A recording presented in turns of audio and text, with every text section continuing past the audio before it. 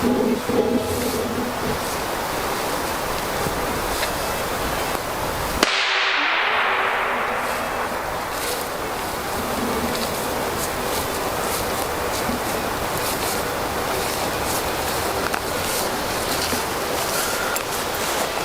might have been the English, you know, English patrols.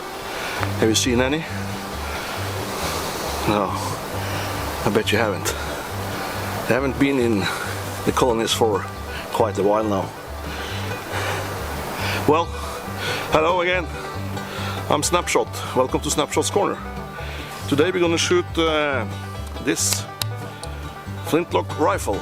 This is an old Virginia style of Frederick Klette. There's a picture of this particular reproduction. You can see it's carved in the back here and everything. It's a picture of this original in George Shumway's books, the colonial long rifles. He's an author. He has since a few years ago passed away, but he made quite a few books on long rifles, and that was his main interest. This is a 46-inch barrel made by Ed Rail, one in 72 twist. This is number 7. It's numbered actually, because in Norway we have to have everything numbered when we are applying for a permit. I have installed, or Helge, the maker, he has installed and helped me install a wide front sight, because the front sight on this one, when it was brand new, was too small. And the lock, as you might see, it's a round face lock, so it has the it looks like a fowler piece actually. And you also see the underneath of the butt here, it's rounded off like a fowler would be, or a musket, but the musket is heavier, like the brown bass. I like shooting this rifle a lot, but I have landed on 0.20 patch. That gives the best accuracy. I use by now I use Wonderlube 1000, but I previously used Lehigh Valley Lube. I'll try to get back to that, I think.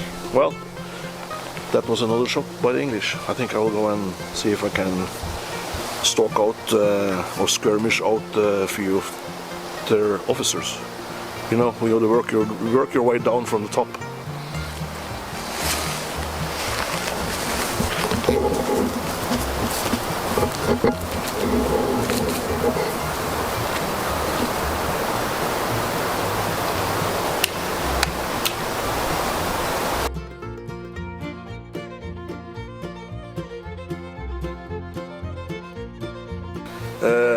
The original is made by Frederick Klette, Sevenborg, and this replica is made by a very good friend of mine, Helge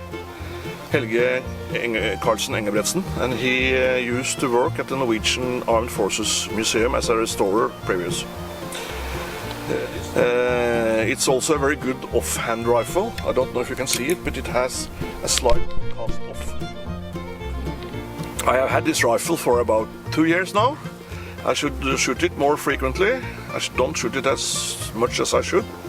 But it's an awesome shooter, and it probably shoots better than the nut behind the butt. That's usually me then. I will go through the loading procedure. If you are new to flintlocks, please stay tuned. And if you are an avid flintlock shooter or have shot flintlocks before, you could probably also pick up something during this video. So please stay tuned. I will now start the loading process. I will make sure the rifle is empty, and with a muzzle loader that's very easy. You just drop the ramrod down the barrel and you can hear it bounce off the breech. So there's nothing in there, and I know, of course, I've cleaned this since I shot it at the Norwegian Championship. I'll just now make sure that the flint is working properly. It should be maybe I should change it. Yes, I'll change it. I'm changing out the flint. because it's dull. It's kind of short, and well, in 1,000 years when someone comes here and pick up a flint, which is not natural in Norway, they will probably start wondering, was there flint in Norway at one time? The flints in Norway comes off ballast in ships bottoms. That's where the Norwegian ancient shooters get their gun flints, from ballast stones in ships. That's not the Viking ships. That's merchant ships during medieval and 16th, 17th, 18th century. Did you see? I just changed it out, and I'm always using my fingers to make sure that it's flush with the frizzen. And how this is working, I can tell you, it's very easy to understand. It's because the flint is harder than the steel, and the flint will tear off small microns of steel that will flush up and give an incredible light and be very, very warm. And when those warm, we call them flint or steel ambers, hit the small pre-charge that's inside this pan here, I'll point to this one, it will flash up, and the flash will go through this little hole here into the main charge, which is behind a patched ball. That's for the rifle. For muskets, it's not necessarily always a patched ball. It can be shot or buckshot even. So this one is good now. Let's try it out now.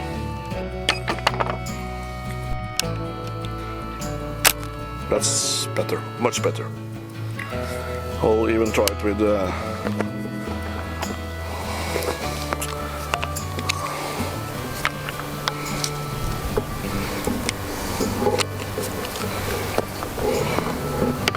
close up. There's nothing in the main charge, it's just a flash. This will just be a flash in the pan.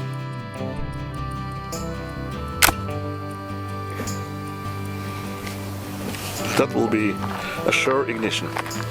Well, next step, we know that the lock is working okay, so I will take out my powder measure. This is preset to 45 grains. I use 45 grains of Swiss 3F or Swiss number 2. That's what I use for shorter ranges. Bit longer ranges, I opt the charge for 65 grains. And the caliber, I didn't speak about the caliber for this rifle. The caliber on this rifle is a .47. That's actually an odd caliber, but it's a very used caliber during colonial times. French Indian War and American Revolution. Calibers around or just under 50 caliber were very common. Patch and ball. And as always, powder, patch and ball, together we will conquer all. If we do the opposite and try with ball first, which I've done several times, we will be in trouble. This patch knife was given to me at the mudslide in Ohio in 2004 by a guy who called himself King Richard. Richard Caddy, if you watch this, I'm very grateful for your knife. It has been a working knife for many years for me. And I have fond memories of you and all you guys from Illinois that I met up there, and also later at the LFI. So if any of you know King Richard, please give him my regards. I have no powder and a patched ball. You did see the patch, it's a pre-lubed patch. I pre-lubed it with Wonderlube 1000. And before I know prime and shoot, we'll do the safety thing, and that's ice and airs. I'll change my glasses because this is prescription glasses. They are progressive, so they are not good to shoot with. I have another pair that I will use for shooting. I always ream up the touch hole, and the touch hole here is a white lightning from Jim Chambers.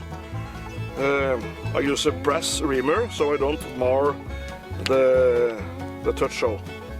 I use special priming powder in order to make a fine ignition.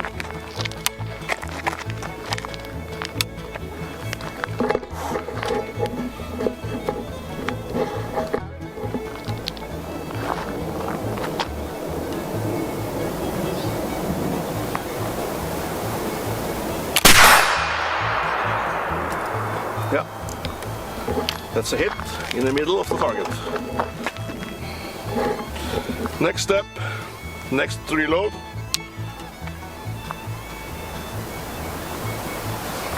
It's a very nice recoil, 45 grains, there is nothing to it.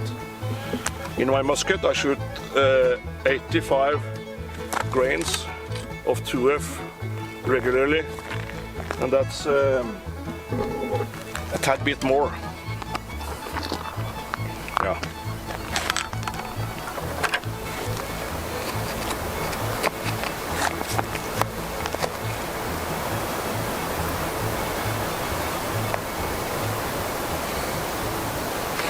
Powder, patch and ball.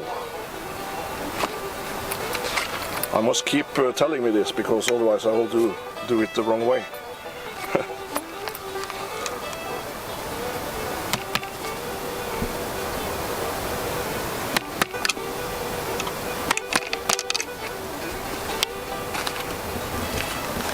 I could use the ramrod in the rifle, but I use this range rod. This is made from a 50 caliber army machine gun rod. 50 caliber, yeah, yes. And it's a very sturdy, nice range rod. Reaming.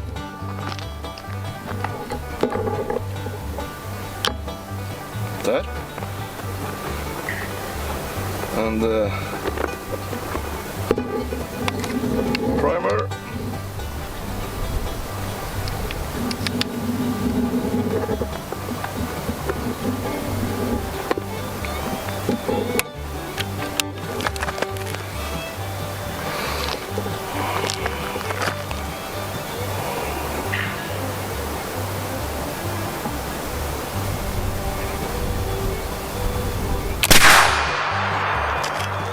Yeah, not too bad.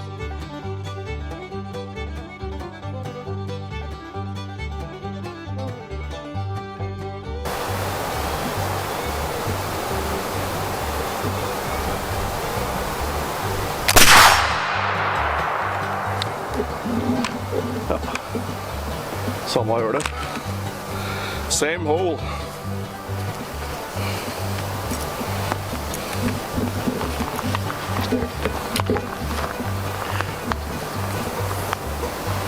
What's with this flintlock shooting? It's very addictive, meaning that you can't do with only one shot.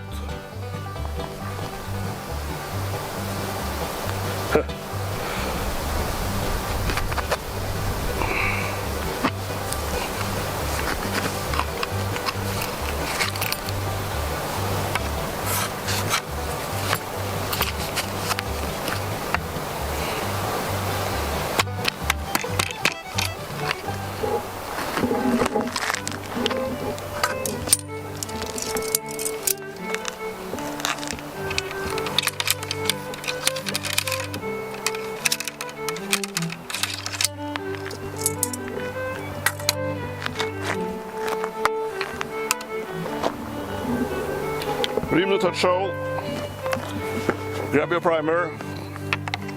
This is actually just a drill, like you used to do in the army. Drill, drill, drill, all day long. Make it muscle automatic, muscle memory automatic.